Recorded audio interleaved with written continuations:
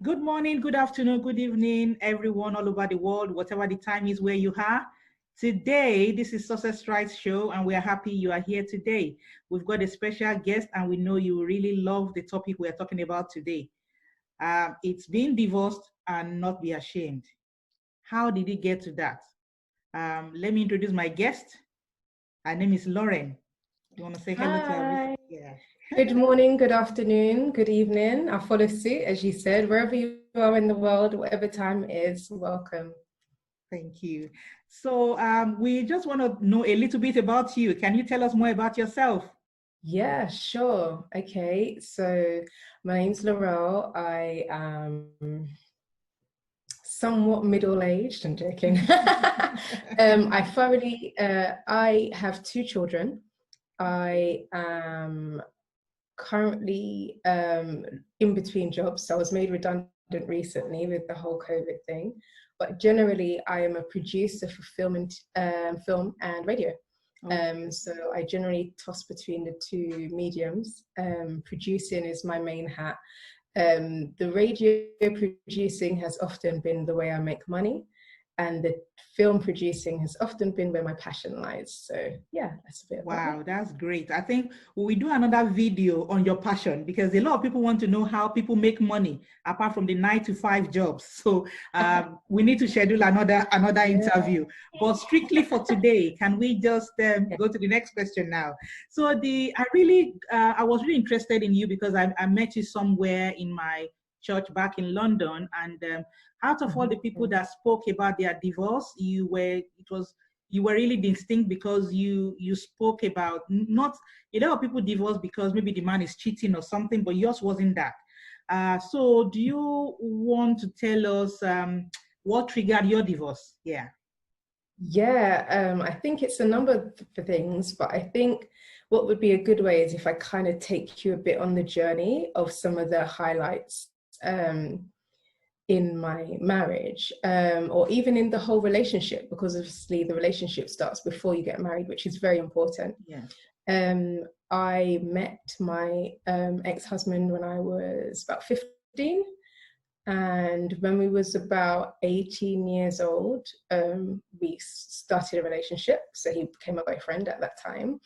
And definitely from being brought up in the church from both sides, we were definitely not looking to just date. We wanted to date with a purpose. So we were very much like, we're together, but the aim is to get married. And at that time, we were both virgins as well. So everything was very much like we were living in our parents' house. So very young, but that was what we wanted our end goal to be.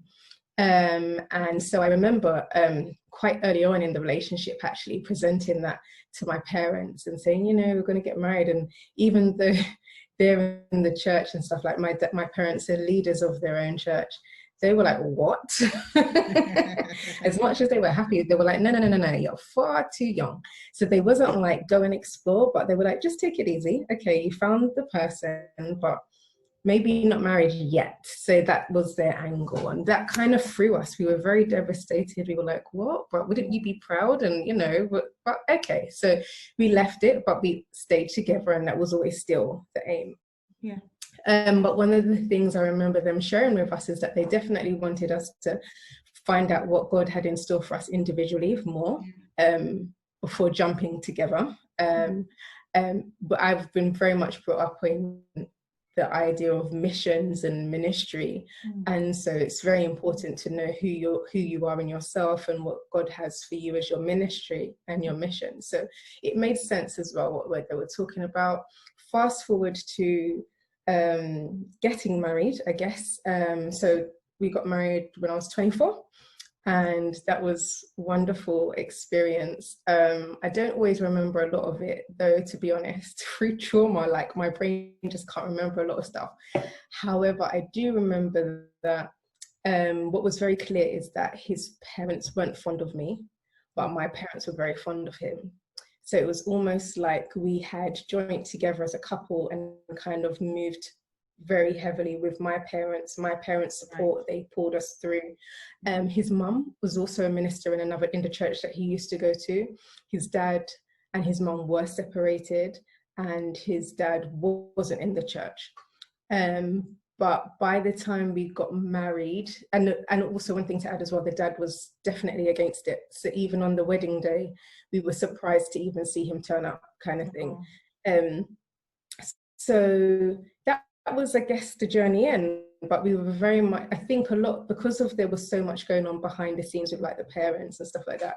I feel like it joined us closer in many cases, because we had to be a team, basically, in the fact that we wanted to get married, and just in the fact that everybody had their opinions. We were very much like, well, you know, we feel this is what God wants, and, you know, so then we come to, actually, one significant thing I might add, is that the day before, I noticed very clearly that my ex-husband was a liar. But I wasn't I'd say I didn't understand how bad of a liar he was. So there were small things that I picked up. So I can never tell you that I went in blind and didn't see anything. Okay. And the reason why I always remember that as well, or I can never forget it, is my dad. He's also very discerning. Me and him, like, people think sometimes we talk together because just how God speaks to us, like, he said to me the night before, I remember this, the night before my wedding, he looked at me and he said, "You know he's a liar, right?" And I was like, "You know, what do you say to that?" I said, "Do you know what, Dad? I do know, and I thank you for saying that to me, because I know that you're saying it for me to know and not carry on like it's in my head. I know that." And he said, "That's fine. I just wanted you to know, but I support you." And that was that. 6 weeks into the marriage was, I guess, the most biggest bomb, as it were, that I experienced. We must have been in bed. It was late. We was just talking, and he seemed like there was something on his chest that he wanted to get off. And I was like, you know, talk. What is it? And he basically just reeled off a load of lies that he had told, or confessed a load of lies that he had kept from me from before the marriage. And say it again. I said before the marriage. The things he was keeping before the marriage? Okay. Yes. One of those things being that apparently he was in a lot of debt, over £20,000 of debt. And now remember, I'm 24, he was 23, 24. And I'm thinking, how can you be in that much debt at that age? But okay, cool. Another thing he said was that, I think you remember earlier, I mentioned that we were virgins, right? And that was very key to me in my head. He said that he wasn't a virgin anymore. He said that there was a point in time before I had, we got married, when we was engaged, I had gone to study abroad for 4 months, and he had gone missing. I remember my parents saying they don't know where he is, never heard from him, but yet he spoke to me every day. It was very weird. But anyway, he confessed that during that time, he had felt heavily that I was cheating, and he had gone and just did what he felt that I was doing back to him with several women. Could never ever give me facts on that, but was just very clear on that. And there was a few other stuff, and this is 6 weeks in. And I remember, I always say to people, I don't know what happened, other than I felt so much like of an out-of-body experience where I just had love and grace for him. I don't feel it was me speaking. I really felt like it was God speaking through me. And it was very much me saying something along the lines of, well, if this is it, and there's nothing more, and you're willing to move forward and you've changed, and we're going to work together with this, then let the past be the past, because there's nothing I can do about it. Sure. So it wasn't a forget or a forgive. It was just, how do we move forward? But it obviously then sowed a lot of seeds. I guess for me, I felt that would have been the biggest of things, but unfortunately it wasn't. My marriage had a lot of other stuff in it. Like, I had fraud. He committed fraud in my name on numerous accounts. He did it even in my parents' addresses, to the point that bailiffs were going to go to their house. I left our marital house. I was the one that left the house. But my mind was, it was a very stressful, very toxic miscarriages. And then I became, let me rewind. Not only did he do the fraud, he also just got up and left one day, and he left me for 4 months, to the point of moving to another country. It was all very, very random. When he moved to the other country, he even started studying. Like, he went to university, just left me and our child at the time. And that's when I realized things like he hadn't been paying rent, because obviously then everything fell to me. I was like, well, what? So yeah, so when I left the house, that was after he had returned back. We were going to try again, and I fell pregnant. And I remember saying to him, this is too much. We're still trying to figure stuff out. So my mind was, leave, have the baby, because I didn't want to have a third miscarriage in a row. And we'll come back and we'll speak together and we'll be able to work. That was my mind, but it never happened. I left, and it was, I think if I knew it was going to end up the way it did, I don't know if I would have done it then, but I'm glad I did it when I see how, in reflection, it was one of the best things that I could ever have done. So after leaving, we were separated for about 3 or 4 years. Like, I didn't do the divorce straight away. At first, I was adamant that we was going to be able to make it work, but it just didn't happen. And then even when I did the divorce, that took a while as well to get through. Yeah, so it was a very long process, but I'm definitely glad that I've done it. And yeah, just continue living. Sorry, that was a long answer to your question. No, it's okay. I just didn't know what to say. That is okay. Because, okay, let me move on to the next question, because a lot of women honestly have gone through different stuffs, and everyone feels, oh, you should be patient, or you should have done this. They kind of make you feel bad for whatever you've gone through. And because of that, a lot of people are not speaking now. That's why we're doing this video. So I know you said did you make any conscious effort? Did you take any step to try to salvage the marriage before the final decision? Do you want to talk about that? Okay. Yeah, sure. So when he had left and he came back to the country, he just randomly called and was like, I can't be away from you guys anymore. I've realized, I need you guys and I'm coming back. And I was like, okay, that's fine. You can come back to the country, but you can't come back in the house. Like, and he was like, well, why not? And I was like, what? He was like, oh, but I'm the man of the house, I meant to, whatever you're meant to submit or whatever. And I was just like, we need to do counselling. Like, we did premarital counselling. But I was like, we need to do counselling, because I found very much he was the kind of person that liked to put things under the rug.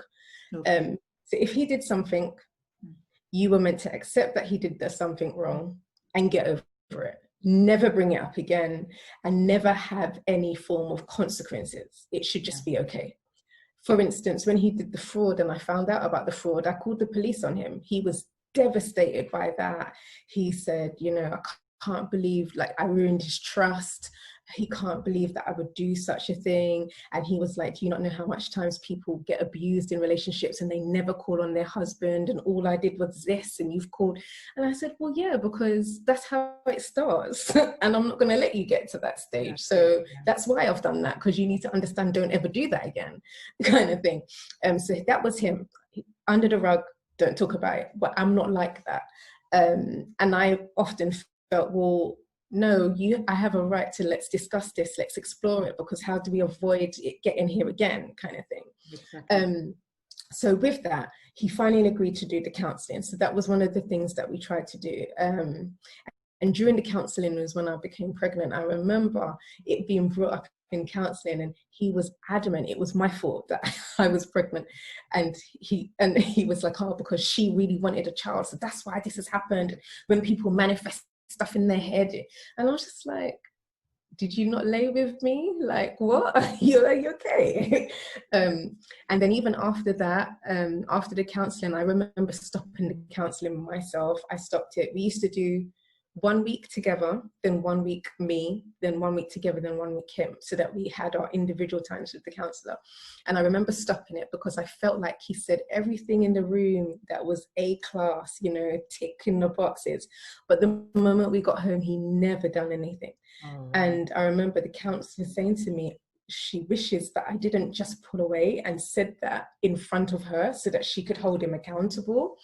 And I said, well, you know, I've just had enough. I just couldn't take it. But I did continue counselling, but on my own. Okay. So, and that was also very helpful. I remember we used to reach out to a few, you know, like older couples in the church that we attended, to see, like, do like all one-to-one kind of things after a period of weeks, to see how that would work. I remember my parents were also very supportive as well during that time. And then I think the reason why it got to a head for me for divorce is because I felt very sick during this whole period of time because of the stress and the trauma. I feel like my body never rested after. It was just constant pregnancies. And I must say that some of it wasn't because we wasn't using protection. It's just that I was just very fertile. It just is what it is. So, because I get asked that question a lot, didn't you just, why would you do, you know?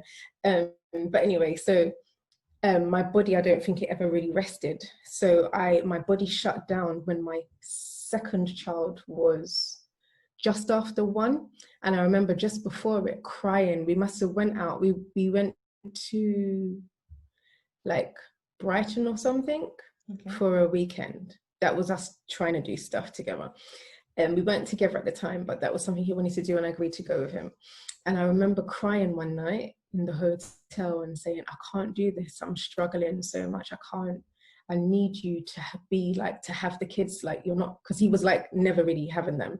And I was like, I can't cope. And I'm at this stage where I feel like I want to give my kids up to care, like get them into the system, because I can't cope. And the mere fact that I'm saying that must tell you that I'm not coping, because who would want to give their children over? But I can't do this. And his response to me was, oh, but if I do that, if I take the children, then I won't be able to buy the house that I want to buy, or I won't be able to buy the car that I want to buy at a certain time that I want to buy it. And I remember crying and begging. I was like, please, I can't do this anymore. And shortly after that, my immune system broke down. I used to have massive swelling on my hands and on my feet. I used to shiver, and it all became regular, like something that I didn't even notice was happening. And one day I went into the hospital for my hand because it swelled up really big, and they just gave me some medication and sent me home. The next time when it swelled up on my foot, I was like, something's weird. I went to the hospital again, and in the A&E, thank God for the doctor that saw me that day. He was really concerned and said, you've come here before with this? And I said, yeah. And he said, and then he looked at me and said, how long have you been shivering like that? And I said, you know, I have been shivering, but I've not noticed it. He said, that shiver and this foot swelling like this is telling you that your body is rife with infection. Like, you need to stop. And I broke out in eczema. Oh, you can still see it. I saw, I even saw it the last time I met you, so from here all the way down. And because everything just gave up, basically. And I remember being in the hospital. So I was hospitalized for a week. And then when I came out of hospital, I was then bedridden for 4 months. My sister moved in with me and she helped raise the kids. She took them to nursery. She did everything because the dad didn't do anything, because he did, as far as he was concerned, you was out of hospital, so you're fine. And I think that for me was when I was like, wow, I bump into people, they see, I was literally crippled, like in walking, and people would see me and say, oh my God, you know, and I'm thinking, you see me more frequent than these guys do, because we have children together, and you don't lift a finger, you don't do anything. And it made me think, are you sure you want to go back there? Because if you go back there, you can't, in a sense, complain or act like you didn't see it coming, because you're here and he can't lift a finger to help you. So how is it going to be any different? You know, I think that was the final thing for me to think, yeah, I can't be in this. So, I mean, I feel when I saw you, I was like, wow, because those eczema was still on the body, very vivid on your body then. Yeah. So what did the church at the time, did they step in to do anything to try to talk to him or try to do anything to make the marriage work? Because a lot of times when people say this, the church wants to keep the woman quiet. What did they support you? How did they react to it? Yeah, no, you were 100% right. I feel like because the church so he attended my church in the end, Okay. just before we got married. Like, he left his church and he felt like the things that we were doing in my church was more helping him grow spiritually and stuff. And so, and with where I mentioned before that my parents were the leaders, I think because I had that with them already, there was a lot of support that I got from them. And I feel like it was also hard because there's a lot that I didn't say, because I was conscious that my leaders were my parents. And in my mind, it was, you know, you get married and you cleave to your husband and you don't say stuff to your parents. And I didn't want them to step in that way. I thought it would be unhealthy. So I was conscious that also they were the leaders. So what we did as well is we tried to go to other people so that he wouldn't feel that biased as well, where he would just feel that they're taking my side because I'm their child. Do you know what I mean? So we did have people that were supportive, really were supportive, and some were couples, some were mutual friends. But what he did and has done even now is he got to a stage, because I'm very open and very vocal, and I would do this throughout the marriage, whether it was up or down.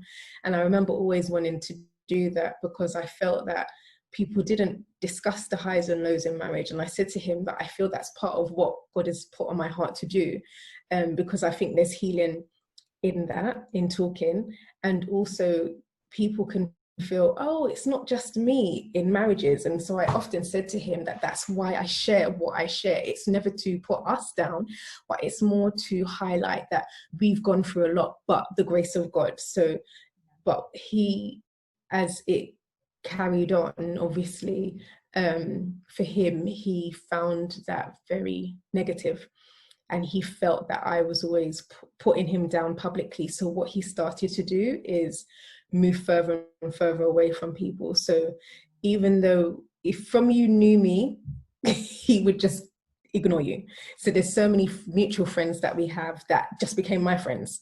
Or, you know, we would bump into people and they'd say, oh, I haven't seen so-and-so. And I'd be like, oh, okay, I'll let him know. They'd be like, oh, but I've been trying to call him. But he just wiped them clean. If he had any interaction with me, he was gone. He was gone. And that started even before we fully separated, to be fair.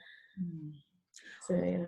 Okay, thank you so much for all you've shared with us. I'm sure somebody is being blessed, you know, with all the things you've shared, because we need to get to a point where we agree as women that that is what is the final, you know, what is the final thing you can take before you move on? Because women are losing their lives over marital issues because they are not speaking out. So the last question I would like to ask, if you don't mind, is that what would you have done differently? Or now you are reflecting, it's been quite some time. What would you have done differently? Or what can you advise other women in marriage that are going through different stuffs like this? You know, what is your advice to them? I think one thing that's key that really helped me is definitely holding on to my relationship with Christ. And I say that because I remember very early on in the marriage, not early on, I remember a point in the marriage where I felt very heavy, I felt very low, and everything was starting to get on top of me. And I remember praying, saying, Lord, I can't do this anymore. And I felt like, I know this may sound very contradictory, but I felt like God released me from the marriage at that point. It's very weird because I know God doesn't believe in divorce, but I also know he will not tolerate his children being abused, whether it's a man or a woman. So I felt the release, and I remember saying, no. I remember saying, no, Lord, I want to fight more. I want to fight. And then I remembered the change in the presence of that time where it was like he gave me the strength to fight. I don't know if that makes sense, but I say that to say that I felt, it reminded me very much of that scripture where he was, I can't remember when they said, if I could find just 5 people that will serve you, I will change your heart. You know what I'm saying? It felt like that kind of thing, where because of my heart and wanting to stay, I could change what God was like, okay, here's the strength. And I say that to say, what I would do differently is, I don't think I would change that, but I want to emphasize how important that is. One of the things I struggled with is, how do you serve a man who is no longer with God, but the Bible says submit? That was always a clash for me, because I had to be like, there was times where I had to be like, Lord, I can't do this. So it was very much a warfare I would go through just to speak to my husband. Like getting up early in the morning to pray just so that I could face him when he turns around in the morning. So I'd say keeping pushing that is something. Something I would change is to always never double guess yourself. Never so what? You see where I said I double guess yourself? Okay. So you know where I said earlier that I can't say I didn't see the lion, but I never pushed to see how far it was. Yeah. So maybe if I had tapped on that beforehand, because there was a point where he was a compulsive liar, like some of it he literally wasn't aware of, which I didn't fully realize that until after the marriage. So I could have taken longer time to push on that. That's something that I picked up. So don't double guess yourself. If you pick up something, dig further, dig deeper, no matter how much gloss looks, no matter how much time may be ticking, no matter how much pressure you may have, you know, from tradition, from culture, from family, from friends. You have to remember that if you're wanting this to last for life, whatever you may be picking up, dig on it. And there's an encouragement for people that may be going through things. One of the things I found hard is, because there was never a hit, sometimes the physical abuse, and it was very financial abuse that I had from him, and emotional abuse, you often feel like you're going crazy in your head because you cannot tangibly do stuff. But what I found is, as the scripture says, whatever is done in darkness will be brought to light. And you have to hold on to the word of God. It is hard, but you then, if it means you have to then see your spouse as a sinner, think of how you pray for your sinner friends then. Even if it's you go in, like I mentioned, you go into warfare, do it. Don't think, oh, because they're the spouse. No. It's hard and it's tiring sometimes, but you know, the battle is the Lord's, not ours. And it is a spiritual warfare, because as much as it was a struggle, I knew that when I did get up in those morning hours and pray, I saw a shift. It was tiring, but the shift was there. So, you know, you have to keep pushing and pressing. But I would also say is listen to the Spirit of God, because God will not allow you to stay in that environment. It is hard, you don't know how you're going to get by. One of the things I thought in my head is, oh God, I'm becoming a statistic. I was like, oh, I'm going to be a single mom, 2 kids. Who's going to want me? What? I won't. I saved myself for this man. All these things you're thinking. I'm a woman of God.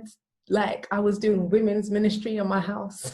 How am I going to do this again? How am I going to have prayer meeting? But it's, you know, the devil will do what he does well. So let us do what we should be doing well with God, you know. Thank you so much. Thank you so, so much. So women out there, there is so much to learn from this. Don't think that because don't think you're the only one going through whatever you are going through. People are going through stuff, and because of culture, because of so many things, because of religion, we are not allowed to kind of speak out. But then if you know something that can help somebody else, why not share freely? Laurelle, thank you so much for coming on the show. I really appreciate you, and we'll see you next time on another topic. Elizabeth, I have thoroughly enjoyed it. Thank you so much for reaching out. And yes, whenever you want to talk, feel free. Bless you, everybody, and thank you for listening. Thank you, everyone, for listening. Please subscribe to our channel and look forward to more hot topics. Thank you. Bye, everyone. Bye. Bye.